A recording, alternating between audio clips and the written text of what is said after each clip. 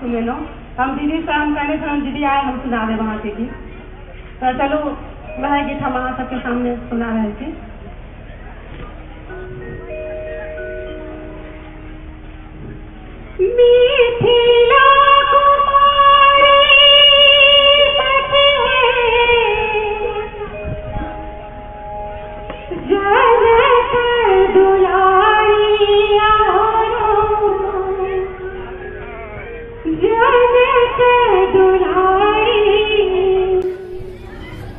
सुकुमारी